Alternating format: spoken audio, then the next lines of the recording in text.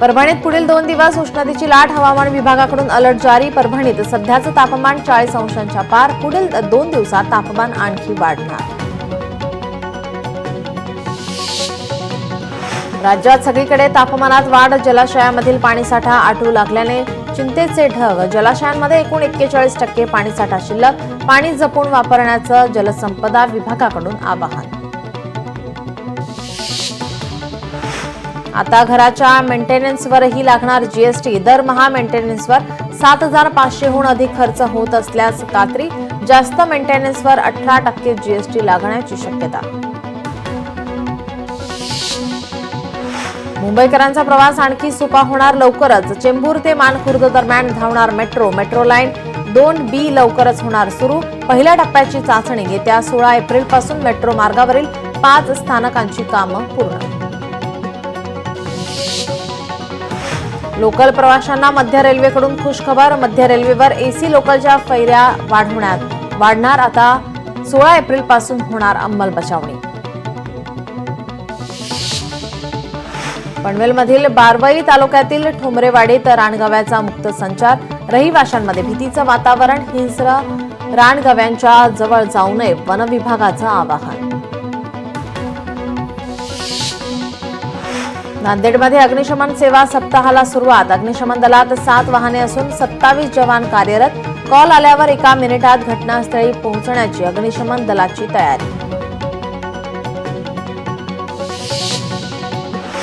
धुळ्यात साक्री तालुक्यात अचानक झोपड्यांना आग, संसार उपयोगी वस्तू जळून खाक। झोपडपट्टीमधील कुटुंब कामानिमित्त शेतात गेल्याने मोठी दुर्घटना टळली, आगीचं कारण अद्याप अस्पष्ट।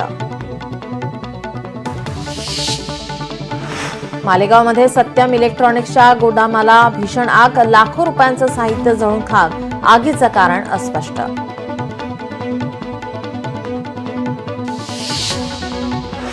जुन्नरच्या सीतानवाडी परिसरात वादळी वाऱ्यासह अवकाळी पावसाची हजेरी, अचानक आलेल्या पावसामुळे शेतीचं मोठं नुकसान।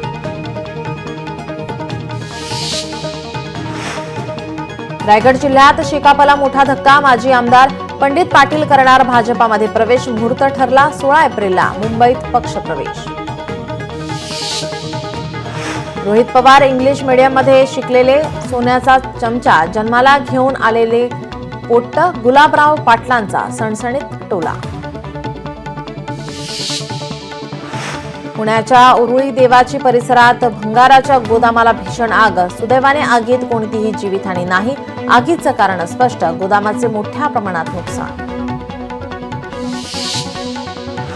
सिंगापूरमधील शाळेला लागलेल्या आगीत पवन कल्याणचा मुलगा आणि पत्नी जखमी, या घटनेत मुलाच्या हाताला पायाला गंभीर दुखापत। नांदेड शहरात धामोडिया फॅक्टरी परिसरात घाणीचं साम्राज्य, बस स्थानक परिसरात अस्वच्छता पसरल्याने नागरिकांचे आरोग्य धोक्यात, तक्रार करूनही पालिकेचे दुर्लक्ष, आरोप करत नागरिकांची समस्येचं निराकरण करण्याची मागणी। नांदेडमध्ये चेनापूर येथील जगदंबा देवीची यात्रा उत्साहात संपन्न, 9 दिवस गावात विविध कार्यक्रमांचं आयोजन। कुस्ती स्पर्धेमध्ये महिला कुस्तीपटूंचा, पुरुष कुस्तीपटूंवर विजय।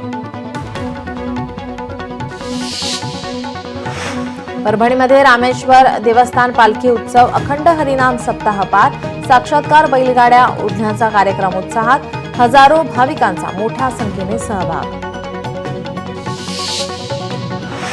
टोलबाबत येत्या 15 दिवसात पॉलिसी आणणार केंद्रीय मंत्री नितीन गडकरी यांनी केली मोठी घोषणा।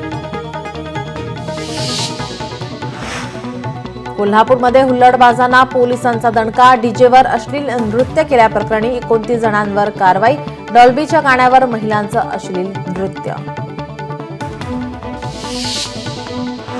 यवतमाळमध्ये घरगुती वादातून पतीने केली पत्नीची हत्या, या घटनेचा पोलिसांकडून अधिक तपास सुरू। अहिल्यानगरमध्ये एमआयडीसी हद्दीत आढळला अज्ञात इसमाचा मृतदेह, परिसरात खळबळ, मृतदेह पाहण्यासाठी नागरिकांची गर्दी, शवविच्छेदनासाठी मृतदेह जिल्हा रुग्णालयात दाखल। वर्ध्याच्या साहूर येथे एसटी बसचा भीषण अपघात, 5 प्रवासी किरकोळ जखमी, बसचे स्टीअरिंग अडकल्याने अपघात झाल्याची माहिती। सोलापूरच्या कुंभारी येथे एसटी बसला भीषण आग, सुदैवाने कोणतीही जीवितहानी नाही. आगीवर नियंत्रण मिळवण्याचे प्रयत्न सुरू. नवी मुंबईतील एक धक्कादायक व्हिडिओ व्हायरल. आलिशान गाडीच्या डिक्कीतून लटकतोय हात, तो हात कुणाचा? नवी मुंबईत चर्चा. लटकणाऱ्या हातामागे घातपाताचा संशय. भांडूपच्या विहार तलावात पोहण्यासाठी गेलेल्या तरुणावर मगरीचा हल्ला. या घटनेची माहिती मिळताच एनडीआरएफ पथक घटनास्थळी दाखल. सिंधुदुर्गच्या दोडा मार्गामध्ये हत्तीच्या हल्ल्यात गावकऱ्याचा मृत्यू. या घटनेनंतर नितेश राणेंनी वन्य प्राण्यांपासून होणाऱ्या नुकसानीचा घेतला आढावा.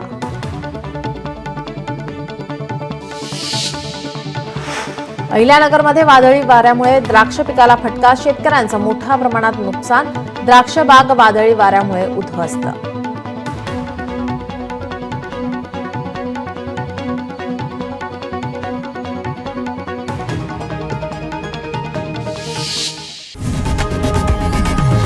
लोकशाही मराठी ऐका, पहा, जागरूक रहा.